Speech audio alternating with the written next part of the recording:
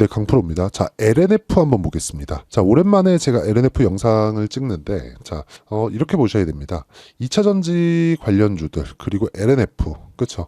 최악의 상황을 지나가고 있다.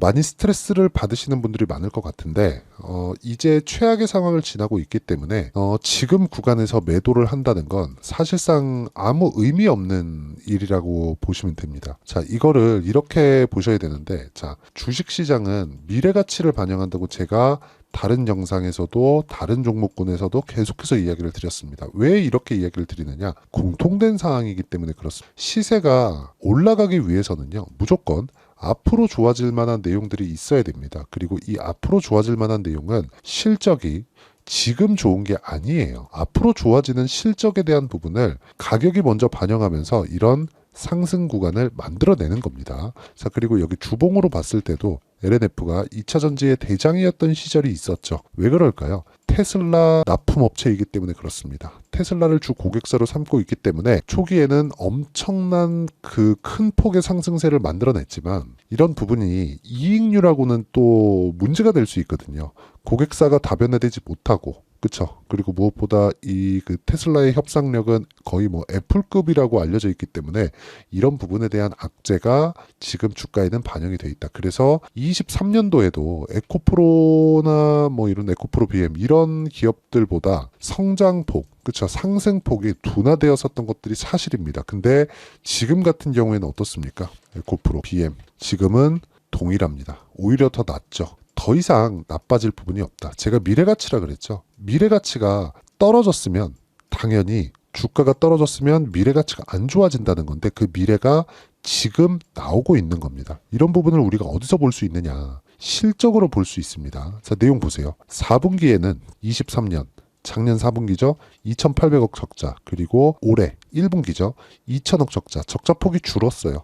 뭐 긍정적인 내용? 뭐 적자폭이 줄었으니까 그렇게 본다는 게 아니라 계속해서 최악의 국면을 확인하고 있다는 거죠. 근데 주가는 먼저 빠졌으니까 2분기 연속 적자를 받는데도 불구하고 어떻게 됐습니까? 주가는 저가를 훼손하지 않았다는 거죠. 오히려 반등 구간을 모색하고 있다는 거죠.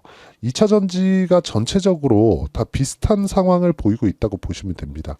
근데 긍정적인 내용들이 있어요. 그 내용에 대해서 오늘은 제가 이야기를 드려보도록 하겠습니다. 자, 첫 번째, 최악의 상황을 지나고 있다. 이게 뭐냐면요. 실적이 이렇게 나빠진 부분.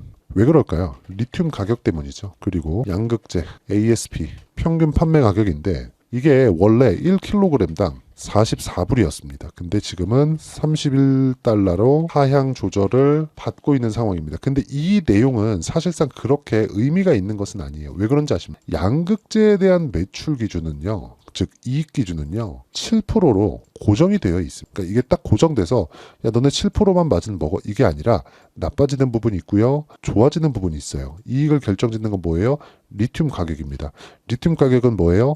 변동하죠. 근데 유가를 생각해 보시면 돼요. 유가에 연동해서 리튬 가격 움직인다, 그 이야기를 드리는 게 아니라 유가도 60에서 80불을 기준으로 잡고 흔히 얘기하는 적정 유가라고 저는 표현을 합니다. 적정 유가를 한 60에서 80불 정도 기준으로 잡고 지금 80불 이상인데 그럴 때는 뭔가 이 공급단에서 문제가 생겼을 때나 아니면 뭐 경기가 너무 호황이거나 이런 부분 때 80달러 이상으로 가죠. 그리고 무엇보다 그 공급단에 대한 문제가 생겼을 때는 뭐 중동 불안이나 뭐 지정학적 리스크 이런 부분이 발생했을 때고 60달러 이하로 떨어졌을 때는 수요단에서 문제가 생겼거나 그쵸, 경기 침체 구간에 들어가 있거나 이런 상황이 나왔을 때 40달러 이하로 간다는 거죠.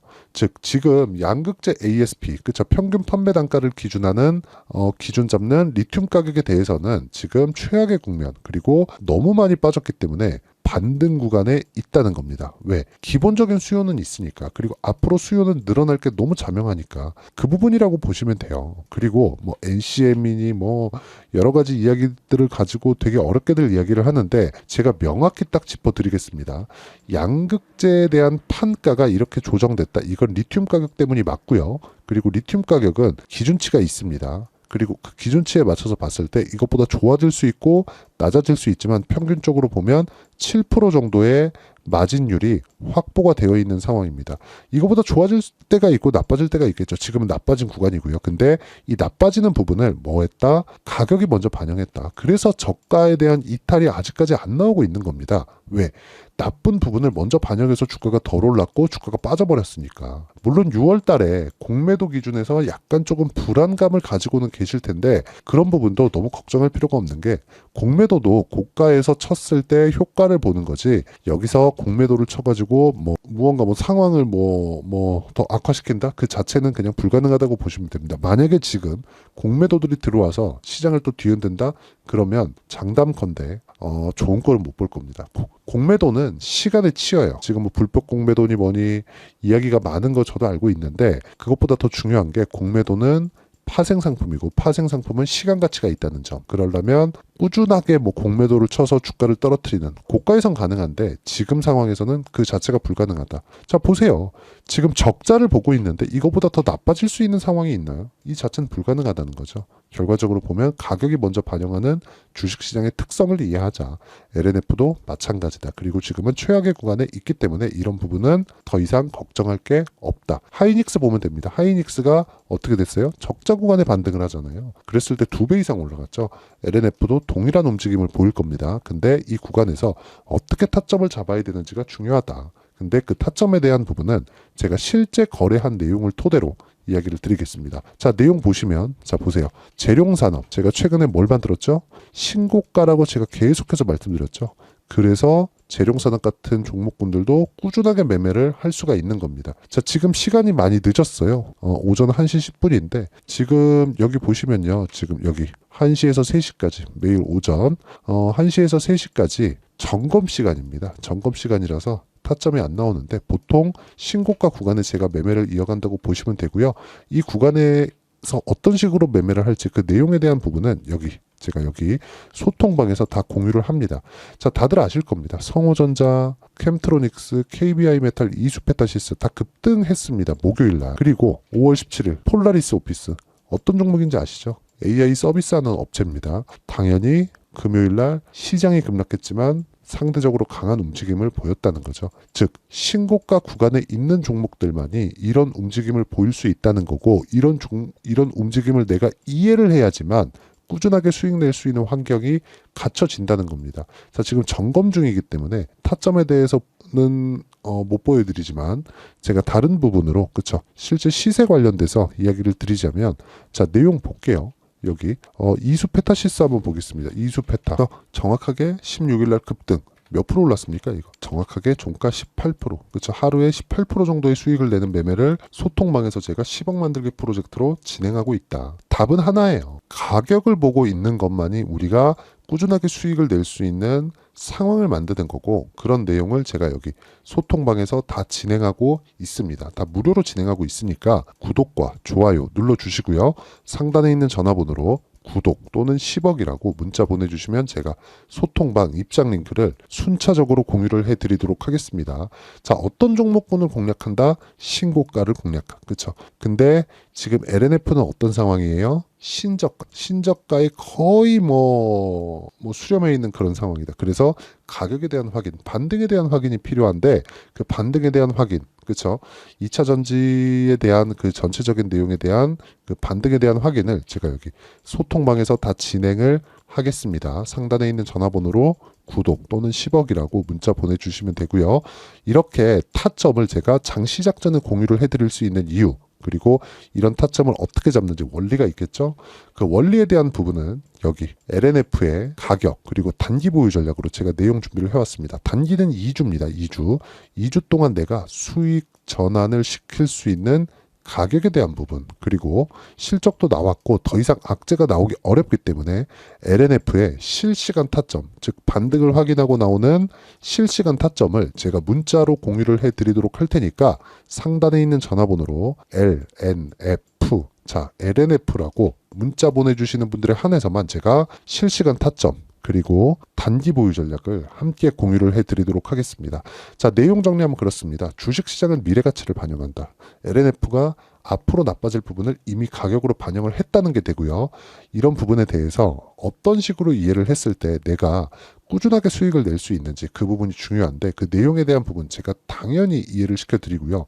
무엇보다 LNF는 지금 최악의 상황을 지나가고 있고 적자 이상 가는 무언가의 악재는 없다. 더 이상 나올 게 없다는 겁니다. 하이닉스 보세요. 적자 구간에 HBM 딱 뜨고 AI 시대가 오면서 주가 2배 정도 올라가죠. 흑자 1년 만에 전환했습니다. 주가 상승한 지 1년 만에. LNF도 마찬가지라는 거죠. 2차 전지 시대가 안 오면 지금이라도 팔아야죠. 근데 안 올래 안 올 수가 없다. 이미 넘을 수 없는 강을 건너버렸습니다. 이 구간에서 우리가 꾸준하게 수익을 내는 방법은 가격에 대한 이해가 중요하고 어떻게 분류하고 어떻게 판단해야 되는지 그 내용에 대한 부분도 제가 다 이해를 시켜드리도록 할 테니까 영상 끝까지 시청하시고요. 모든 분들이 성공 투자하셨으면 참 좋겠습니다. 자, 24년도가 돼서도 시장은 여전히 어렵습니다. 자, 근데 시장은 항상 어려울 거예요. 앞으로도 계속해서 어려워질 겁니다. 자, 근데 제가 매월 대시세 종목을 구독자분들에게 공개를 합니다. 자, 내용을 보면 실제 공개를 했었던 강프로의 대시세 종목에 대한 내용인데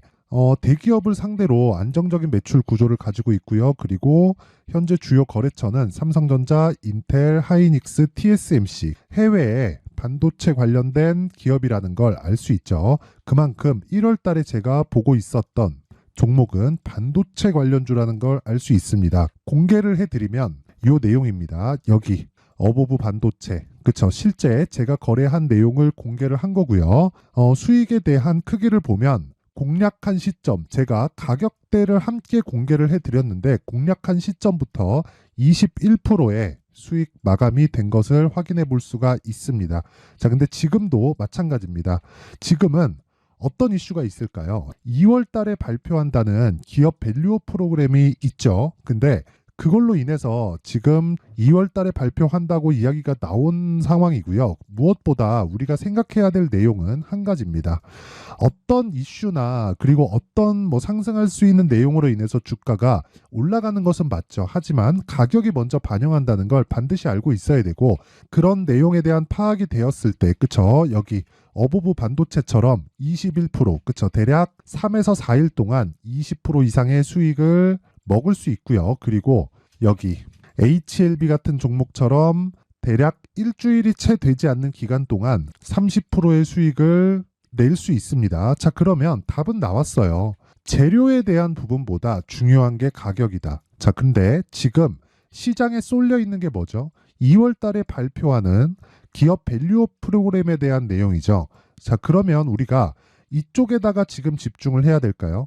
그 내용을 한번 보겠습니다. 기아차의 차트를 보면요. 1월 24일 날 정부단에서 입김을 불어넣은 이후에 시세가 강하게 발생한 것처럼 보이지만 애초에 12월 달부터 신고가를 달성했다는 걸 확인할 수 있습니다.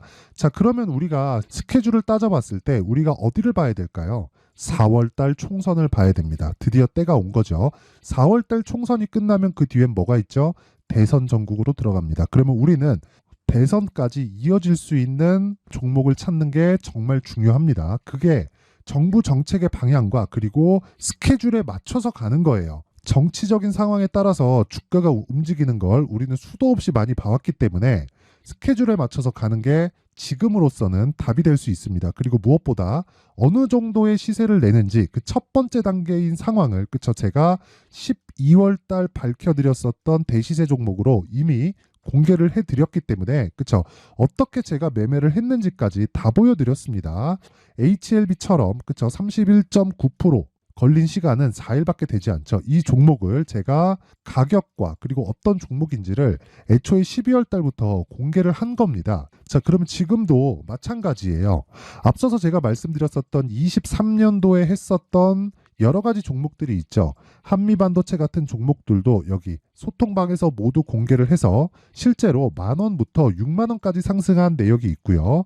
왜 공략을 했는지를 제가 다 공개를 해드렸습니다. 근데 지금도 마찬가지라는 거죠. 정부 정책의 방향에 맞춰서 또는 선거 스케줄에 맞춰서 매매를 이어가야 될 때가 됐고요. 제가 총선 관련된 큰 시세가 나올 수 있는 대시세 종목을 준비를 해놨습니다. 길게 말씀드리지 않겠습니다. 모든 종목들은 신고가를 달성하면서 대시세 준비를 하게 되고요. 신고가를 공략했을 때 내가 시장에 주도주를 잡을 수 있는데 지금은 대선까지 이어질 수 있는 종목을 준비를 해놨는데 지금부터 준비를 하셔야 나중에 고가에 올라가서도 꾸준하게 매매를 이어갈 수 있습니다. 자꾸 막 손절하고 매매하는 과정에서 너무 어렵다 하시는 분들은요. 이 종목 딱 받아가서 큰 수익 내셨으면 좋겠고요. 이 종목은 상단에 있는 전화번호로 대시세라고 문자를 보내주시는 분들에 한해서만 제가 대선까지 이어질 수 있는 종목을 공개해 드리도록 할 테니까 상단에 있는 전화번호로 대시세라고 문자를 보내주시고요. 그리고 구독과 좋아요 꼭 좀 부탁드리겠습니다. 시장은 정말 어렵습니다. 자, 그래서 모든 분들이 성공 투자하셨으면 좋겠고요. 기본적으로 가격에 대한 파악을 하면서 큰 수익을 내셨으면 좋겠습니다.